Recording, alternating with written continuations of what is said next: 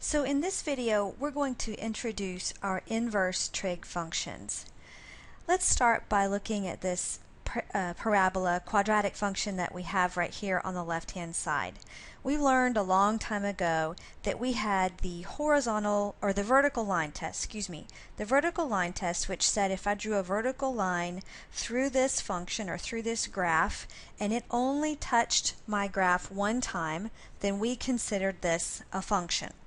So we could draw a straight line here. You can see that in my vertical line is only touching the graph one time, and therefore this would be a function.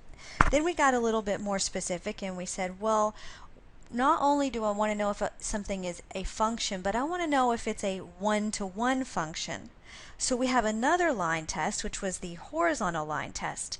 It said if my line again touches my function in more than one place, then it's not a one-to-one function. And you can see here that my quadratic or the parabola is not one-to-one because it's touching in multiple places along my graph. What if, however, I look over here at this cubic function? Just to be on the safe side, if I were to draw a vertical line, you could see that it is a function. And then you can also see by the horizontal line test that it is a one-to-one function because each of these pink horizontal lines only touch the graph once. Now, what is the big deal about a function versus a one-to-one function? One-to-one functions are special because if a function is one-to-one, then we know it has an inverse. So a function has to be one-to-one in order for it to have an inverse. And in math, a lot of times, we can kind of manipulate or restrict, it would be restrict, what we're doing so we can force a function to be one-to-one. So here I have just a portion of that quadratic graph. Notice that it passes the vertical line test, so it is a function. And by restricting this to where I am only looking at half of the graph in this particular case, I can use the horizontal line test to show that it is also a one-to-one function. So by only looking at a particular portion of this quadratic function, I have created a one-to-one function, and therefore it would have an inverse. So in order for us to talk about our trig functions, and let me show you this here, remember that our trig graphs are periodic in nature. They squiggle up and down like this. This is my sine function, and you can see just from the graph I have here that this is not a one-to-one function because it obviously doesn't pass the horizontal line test. But what if, instead of looking at the entire or a large picture of my function, what if I only want to look at a portion of this function between, let's say, negative and positive pi over 2?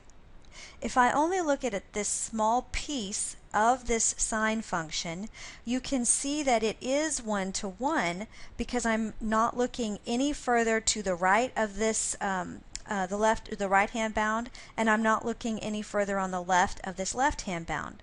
So I just forced this sine function to be restricted it so that I could then say that it does have an inverse.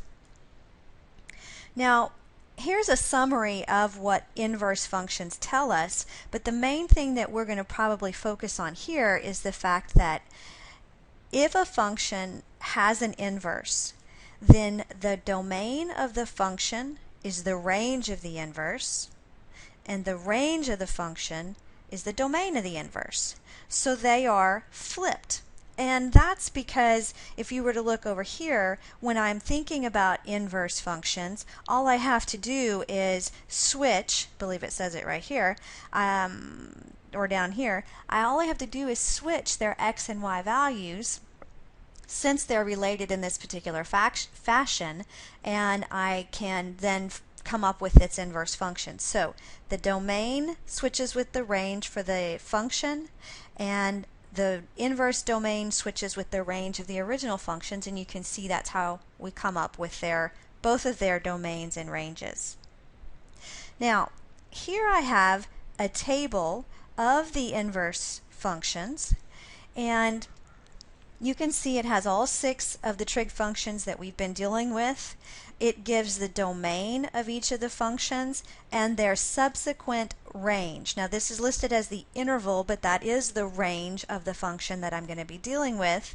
And then if this is the range or the interval of my inverse function, then these are the quadrants that that inverse function lies in. And I'll explain that again in just a second. But let's just focus on our inverse sine function. The domain, or the allowable input values, the possible x values that I can have for a sine, for inverse sine, I'm only allowed to have numbers between negative and positive 1 for x. So if I input a number for x, or if I'm trying to find out the inverse sine of a number, that number I'm trying to find the inverse sine of has to fall between negative and positive 1. If you think back again to the graph of just sine, remember our sine and cosine functions bounce back and forth between positive and negative 1. So for a sine function, this is the range. For the inverse sine function, this is now the domain. See how they're switched? Okay. Moving on, we see that this is the possible input values for sine, and the output values, okay, the range, the area, the answer to the inverse sine of a function has to fall somewhere between negative pi over 2 and positive pi over 2. Now let me draw you a picture of what that's really stating. So if I'm looking for the inverse sine of a function, then the answers for the inverse sine function are going to lie somewhere here between positive pi over 2, right? This is positive pi over 2. And then this down here, although it could be 3 pi over 2 if we move in the positive direction, instead for the inverse sine we call it negative pi over 2. Now, how do I get to negative pi over 2? Let's back up for just a second and investigate this a little further. So when I find the answer, or in other words, the answer of my inverse sine function is going to lie here somewhere in between 0 and pi over 2, and then so that would be this angle theta, or it has to lie down here between 0 and negative pi over 2. So we have to move in the negative direction. My angle theta has to go negative in order for it to land down here in the 4th quadrant. So your possible answers, your possible solutions for the inverse sine function have to live here in quadrants 1 and 4. And that's similar for, or you have to take that into account when you deal with the rest of these trig functions as well. So when we talk about, say, the inverse cosine function, inverse cosine functions, possible answers are going to have to lie between 0 and pi, or somewhere up here in these 2 quadrants. And I leave it to you to investigate the rest of these, the remaining 4. To kind of really get an understanding. I highly encourage you to kind of get a visualization of where these take place, and drawing a picture of it is going to help out a lot. Now the last thing we're going to look at together is, let's take a look at this idea right here. We want to, let's say we want to consider the inverse cosine function. Now we define an inverse function as cosine inverse, or raised to the negative 1x. You may also see an inverse function written as arc cosine. Okay, so anytime you see arc tangent, arc sine, arc cosine, we're talking about the inverse sine, but I wanted to point that out to you. So if we're looking at the domain of cosine, or of inverse cosine, the domain of inverse cosine is going to be from negative to positive 1. And the possible range, or the possible outputs for cosine are again between 0 and pi. Between 0 and pi, which we drew a picture over here representing that. So this is 0, this is pi, and this right here is my inverse cosine function.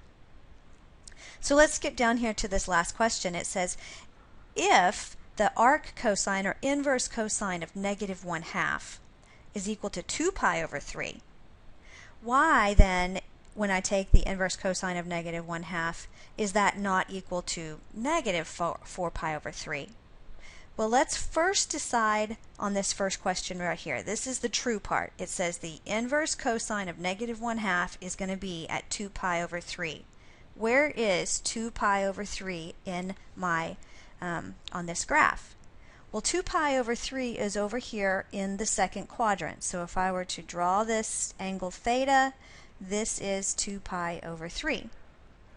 And because angle theta stayed within this allowable range, or within this blue zone, let's call it, then that is an acceptable answer. But let's talk about negative 4 pi over 3. Negative 4 pi over 3, if I were to move negative, remember I have to move in the clockwise rotation, and so moving over here, that's 3. This right here is negative 4 pi over 3. Notice, although I'm ending up at the same position in quadrant 2, in other words, 2 pi over 3 and negative 4 pi over 3 are coterminal with each other, I left the zone. That's what I call it. I came out of quadrants 1 and 2, right? I never went through them. Instead, I came out of the zone and entered in kind of the back door here, and that's not allowed. In order for my inverse functions, in order to have solutions to my inverse functions, I must stay entirely within their allowable range, or when I draw a picture like this, must be within the blue zone area. Okay, so here's an understanding. Hopefully you have an understanding of our inverse trig functions.